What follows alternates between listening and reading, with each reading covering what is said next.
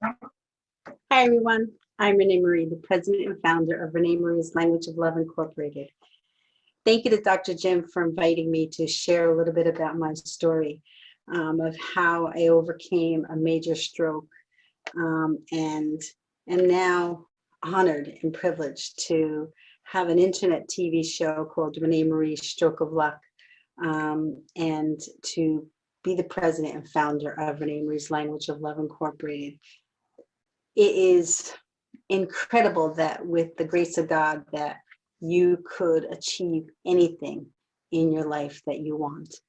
And I am so happy that you guys and Dr. Jim and everyone is bringing the world together through love to bring hope to everyone.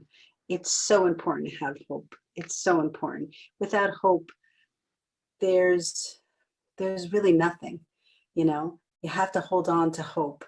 And I held on to hope because of the love I had around me. So on April 8th, 1989, I suffered a major stroke on the softball field in Hawthorne, New Jersey.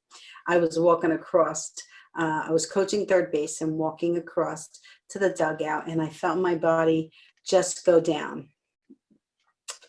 And although my body fell to the ground, my spirit went up, and I had an out-of-body experience, and that's when God spoke to me, and I listened and I spoke to God. I said, I don't want to go, Lord. I don't want to go. I have so much to do in my life. And he said, I don't want you to go. I just want you to always remember that you work for me. And then he put me back down in my body, and it was really a really hard time to understand and to process all that I had to accomplish in my life. But first I had to shed all the layers of my trials and tribulations and and and issues that I had in my life, so that I could focus and really do my work for God and the people on earth. So fast forwarding, I worked for a location called the Wanakee Reserve. It's an active adult community, which is 55 and above. And a homeowner, I was upstairs in the movie room, and a homeowner came to me and she said to me, I work for Maywood Adler's Aphasia Center in Maywood, New Jersey, and I would love to connect you with them so that you could sing and give them some testimonials about bringing them hope. So I did. I connected with them, and I gave a testimonial. But the way that the links that God sets up in your life are so amazing. So afterwards, I actually met the owner of the Maywood Adler's Aphasia Center in Maywood. And her name was Elaine Adler. Her husband, who was really an executive, they had this wonderful company, suffered a major stroke, and he suffered from aphasia. Aphasia is the brain injury that doesn't allow you to speak or communicate. And it really, it's a silent part of a stroke or brain injury because it happens in the brain. So you don't know what causes it, or not what causes it, but you don't know that someone's suffering from it because they lisp and they can't really communicate with you, or you're talking to them and they can't hear what you're saying. So I was really honored that she took the time to walk me around her company, her organization, her center, to share with me the operational commitment and what it took to operate such a huge company or center. And I kept walking around going, oh my God, Elaine, we could do a telethon. We can make money for this. We could do that. And she's like, oh, that's very good. That's very good. It's very good.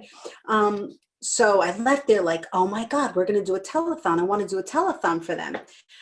But the truth was, it wasn't in the cards for us to do it together. But I didn't know it at that particular time. So I kept going to work, and I talked to a confidant at work, and he would say, just keep doing your work. Just keep doing your work, and you will be successful. Whatever's meant to happen will come into your path. And I said, okay. So I wanted to do a telethon, but there was nobody to link it with, nobody to do it for. So I said, well, I got to do it for myself. I can't wait for somebody else to want to do it with us. And I've always had that little bit of drive that I wasn't going to wait around for somebody else to do it for me. I was going to do it. I'm willing and love to have anybody else join us, but sometimes it's not meant for what you think you're supposed to happen is not going to happen. It's in God's hands, and God knows the plan, and God takes care of the plan.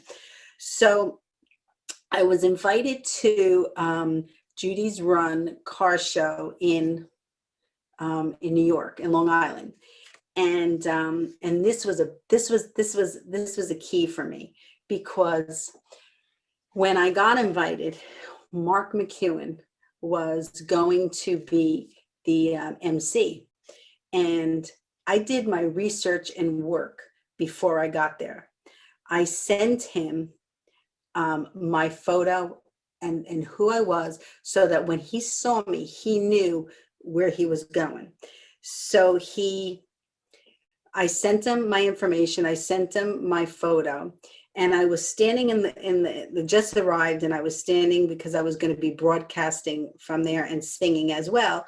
And he walked up to me. He came and looked for me, and he said, "Oh my God, Renee." And we connected at that particular moment. And the blessing is that we've been friends and supporting each other ever since. But it was like almost a wink from God that, okay, this is what you're supposed to be doing. So then I was planning on having a telethon, but I couldn't have a telethon without somebody or somewhere to put the money that we got for the telethon. So I had to start my organization. That's RenéMarie's Language of Love. That was the development of RenéMarie's Language of Love. And I really wanted a name, and the telethon was called The Language of Love. And the language of love was because music is a language of love. And I wanted to do a telethon because a telethon, it really educates people, but it educates people through love and through entertainment. And once you get people in that high space of enjoyment and really loving life, then you could feed to them the education. I don't think most people could take in too much information all at once.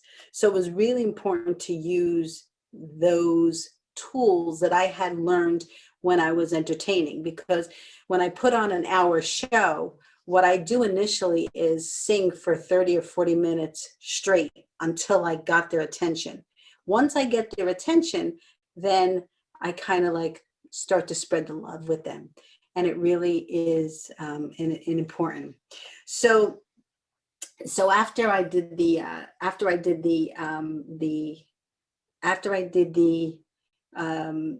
car show in Long Island, another board member of mine said, "Well, let's go. I want you to be on Tommy Marr's Maverick Soul Hour in Long Island."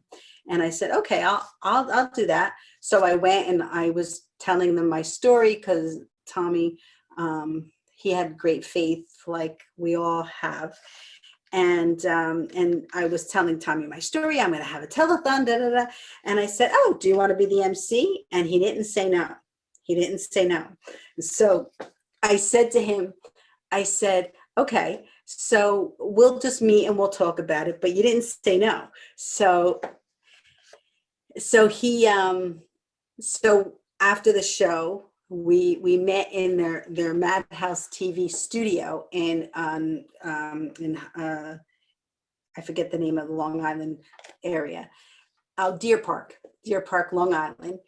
And we sat there, and I'm talking to their partners on the right about the telethon, and my other board member, Bobby Baby Walker, is on the left talking to Ginny about doing a TV show. And I'm like, Bobby, we don't have time to do a TV show.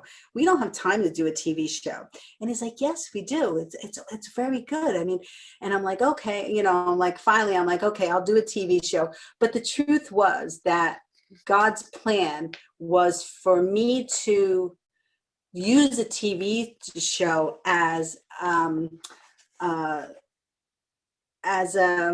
a center point, so that I could start to get my name out and invite guests onto the show and talk to them about strokes and aphasia and God and love and music. And it really was the key to our success, because we got known through our Stroke of Luck TV show. And then Madhouse TV did the first annual telethon, and Tommy Marr was the MC. So it's just a blessing the way that things evolved. And we're 7 years into our telethons, and we just did our first annual Keep the Conversation Going, where we're talking about a lot of different topics that have to do with strokes. And Dr. Jim was just on that show, and he was amazed by the love that was shown at that. And I got to tell you, that was one of the things that I really held true to my organization. When someone would come to me and say, well, this person didn't want to do this and this person was mean, I said, just be nice. Just like, let's treat them the way we want to treat them. Let's do it with kindness, do it with kindness, do it with kindness. And our vision is, the language of love vision is the long-term vision, sorry about that. The long-term vision of the Language of Love Foundation and Telethon is to join the world together in stroke and aphasia awareness through kindness and pure love. That was our intent. That was our vision. That was what we were going to accomplish. Everything else would work out. We pride ourselves on being authentic with spreading love in the way that we encounter all who cross our paths.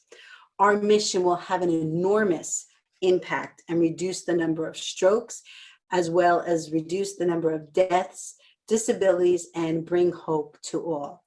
And there's another part of our foundation's mission, which is really a give back to my father. Our foundation is really hopes to be able to bring to all, to help those that their insurance has run out. And that was because of my father. My father, the only thing he cared about was that I was healthy and that I was happy and that I was safe. And he took every single bill that I had that came to me. And it's honest to goodness, it's a way to pay it forward. It's a way to pay it forward. If I had I could go on telling you stories for hours. But I really just want to thank you for the opportunity, Dr. Jim, and thank you for bringing hope to everybody. And if I had advice for how to establish and how to create your organization, because the hard times will come. The hard times will come. You have to just stay true to yourselves and keep yourself surrounded with people that believe in you, and try things and go out and just keep talking about it, just spreading the word. and things will so magically develop. And it's just a blessing to be able to live each day. Whether we're me suffering a stroke 30 years ago, over 30 years ago, my life did change. My life did change, but life changes every day anyway, doesn't it? I mean, the weather changes, the time changes, everything changes all the time. So the only thing that there's nothing definite in life. You just have to really enjoy the moments. So enjoy the moments, live for this moment, and really, what's the word I'm looking for? Anything is possible. All things are possible. With God, all things are possible. Thanks. Have a nice day. Thank you so much, Dr. Jim. See you soon.